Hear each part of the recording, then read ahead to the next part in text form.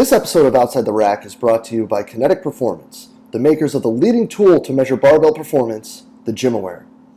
There is obviously a reason that the man who wrote the book on velocity-based training, Dr. Brian Mann, calls the Gymaware the Rolls-Royce when it comes to velocity-based training measuring devices.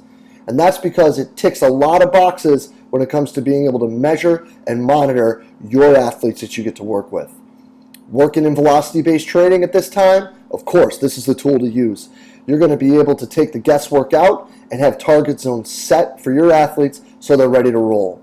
Power and strength analysis, yup, tick that box as well. Power drives the fastest sprints and breaks the hardest tackles, and you'll be able to make sure you're in the right zones with each lift when using the Gymaware. So hop on over to kinetic.com.au today to learn what Evan and the team have in store for you with the Gymaware. Being a practitioner in the world of sport performance is a challenging situation. We're in a spot where you're always asked to search for more. But more what? What are the questions that most practitioners in the world of high performance are asking? Well, where can I find cutting-edge information? Where can I find different opinions and different ways of doing things and different feedback that I can get on the training that we're utilizing? And where's a place where I could find like-minded individuals to give me solid advice when it comes to my career development? This is precisely why we built the Strength Coach Network. Within the Strength Coach Network, you're going to get exclusive content monthly from some of the top practitioners in the world, bringing you the most cutting-edge information. You tie that in with a forum where you're able to connect with coaches around the world to bounce ideas off of, to learn from, and to get career advice from, and you've got your sensational one-stop shop for all things career development for strength and conditioning coaches. So hop on over to strengthcoachnetwork.com/CVASPS. That's strengthcoachnetwork.com/CVASPS to dive into all that great content today and get your 48-hour trial for only $1. I look forward to seeing you in the Strength Coach Network. What's up, everybody, and welcome to the 5th episode of Outside the Rack, brought to you by Kinetic Performance, the makers of the Gymaware. In this show, guys, what we're trying to do is dive a little deeper into the minds of some of the top practitioners in the world of sport performance to learn a little bit more about who they actually are and how they got to where they are today. Today, we are joined by the coordinator of the Sport Performance Center and the head strength and conditioning coach at Trinity University, Daniel Martinez. Daniel, how you doing, man? I'm good, Jay.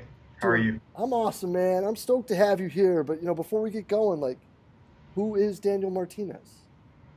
Yeah, I've been asked that because I have a tendency to pull from pop culture and research and books and everything all at once. So people are always like, man, that's cool that you can do that. But then they try to figure out if that's really me. I certainly hope that after people spend time with me that they realize that that's actually it's a big part of who I am. It's just about learning and growth and challenges, and then anything that those things resonate with people, trying to figure out getting some feedback off people as well, seeing some of that energy gets kind of spit back at you, and then that's just I feel like that's become who I am, and I'm tickled about it.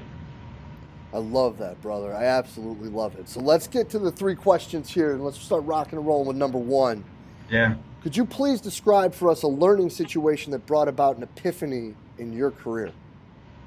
Yeah, this one's actually reflective, right? There's a lot of things I think. So recently, I've given a couple presentations on reactive strength and my definition of that versus what the classic definition is. And then as I've unpacked that, it's really cool to go back through my previous few years and talk about the work that I've done with force platforms, and then relate that to the kind of coach that I'd become prior to that, and just how much better informed that made me for the addition of force plates.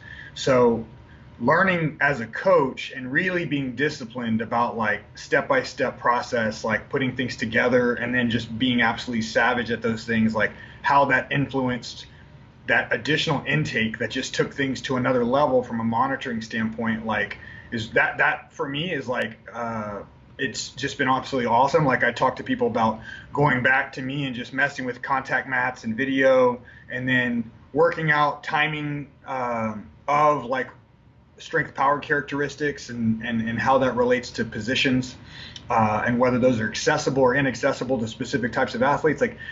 That process for me, it really has, it's just it didn't feel like a snowball because I felt like I was doing really good work as a coach. Uh, but then like the ability to go more in depth in it all, and then to other people's education and continue to be helpful for my own, like that's just been an awesome process. I love it, man. And you definitely give a ton back when it comes to helping people understand what those little lines mean and what those numbers that get spit out from it Yeah. come from. So let's go to number 2, brother. Speaking of questions, if Daniel Martinez could ask one question and he knows he would get the answer to it, pop culture, kind of like uh, Hitchhiker's Guide to the Galaxy, right? Yeah. If Yeah. you could get that one question that you had answered, what would that be and why? Yeah, so I felt like this question and and us discussing this a little bit beforehand, like this was awesome because like I was not aware of a question like this prior. So it's not something, and it's kind of blindsided me where like I haven't thought about questions like that. But then when I looked at my process, like where I am currently and trying to unpack like what it takes to develop teams and athletes, like it's like I guess I felt like right now my mission is unpacking and learning what those answers are. So it's really nice to feel like I have a pursuit in place for that process. Uh, to me, I think it centers on like, and this is something I've had some dialogue with a few teams recently about.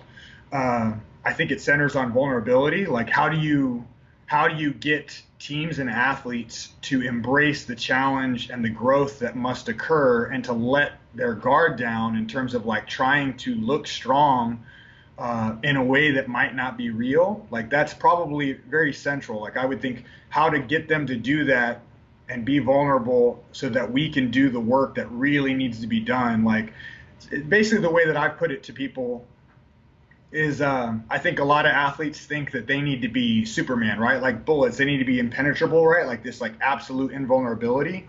But the reality is that being willing to show people that like I'm going to give you my best, and I need you to tell me if that's good or if it's not good, or I need you to show me like how we can do that better. And if you can get people to show you that, like to really like, as we do all the time, like with certain populations, like we're not good at push-ups, like really basic stuff like that. And then you ask them, okay, do as many as you can, and they do something like 30, and you're like, yeah, but that, I mean, like there, the quality in that was lacking so much. Like what we're taking forward from that is just a number, right? Like that's not something that we can, it's like a bad 1 RM. It's like, can I train that pattern actually? Like, no, I've actually got to start over. And starting over means getting you to embrace, like, can you show me a good push-up one time, not 30 bad push-ups just over and over and over, right? So like that part of the process for me is I think is really central, is figuring out how to get, especially large groups of people and teams, team sport populations, getting large groups to embrace that collectively and allow themselves to experience failure over and over again in order to succeed in like the best ways possible. Yeah, and that's a unique challenge to be put in any situation in life because no one wants to display what they suck at. Yeah, yeah. Like you think about like I mean like job interviews, people are always terrible at saying like what they're not good at, and to me that's just like we're not reflecting enough on that. You know, like I think that it's really being completely honest about it, right? Like nobody wants to do that, right? But also like I think a lot of us don't have the connection in our work, in our lives. Like we're not connected deeply enough to where we really are in an environment where that's the standard, you know? Like so one way of putting that is like, would we rather be superior in this kind of average world to everybody else, which I think is what we sense, or would we rather be normal in a superior world? You know, like it's like in an environment where everybody expects and demands excellence, like then that's actually a new norm. But how do you create that environment? Like your first step towards that is getting people to really let you help them, you know? I love that. Would we rather be superior in a normal world or Yeah. normal in a superior world? Yeah. That's winning culture. Yeah, absolutely. Like, and I think that when we think about what it takes, like with the cultural discussion, is like, I always ask people, well, how's that working out for you? Because a lot of times, like we sense, like every time we make a choice with culture and with our team environments and with our training. Like training in life is paradox, right? So you're putting your attention in this one way, and there's so much to be paying attention to that I always tell people like it's a play on Dan Millman's words, which a lot of this is, but it's a play on that where it says there's always so much going on that there's not a point where there's nothing going on. Like you have to be so attentive and so aware from a connection standpoint that everything that we're doing is important. So to really make these improvements, you have to be incredibly sensitive to detail, but while also knowing that like collectively everybody's like on the same page, that that's what this is about. So it's okay, like that you're willing to expose some of those failures that way. I love it, brother. I love it. Well, let's get to number 3, my man. Yeah. Because I think that if you're going to be normal in a superior world, you're still going to need to find a way to balance out and reconnect with everything else. Yeah. So what's your escape, my man? Yeah, so I always tell people like there's a joke from Mitch Hedberg that I love that says jump rope, that thing's just a rope, you got to make the jump thing happen. So I mountain bike, but San Antonio, we don't have mountains. I was like, the amount of mountain biking going on is like not a lot, right? Like it's real more like trail riding and like pseudo mountainous terrain. But like I mountain bike because running is like at my stage in life, like I'm definitely not into torturing myself like that. I like the engagement and challenge of like the environment, the terrain, which is very much like in line with my personality. I've done a lot more hiking recently because I've involved my kids in that process, and we have like this really, it's become a very formal like ritualization process that I'm taking them through, where we're doing progressively like harder climbs through their childhood, like as they become young adults. And so that's become like a little bit of an escape for us, I think, like into environments that are hard and that are challenging, and that'll give them something to reflect on, hopefully for the rest of their lives. I love it, man. And then just thinking as a coach too, that's like cool phys ed time with the kids.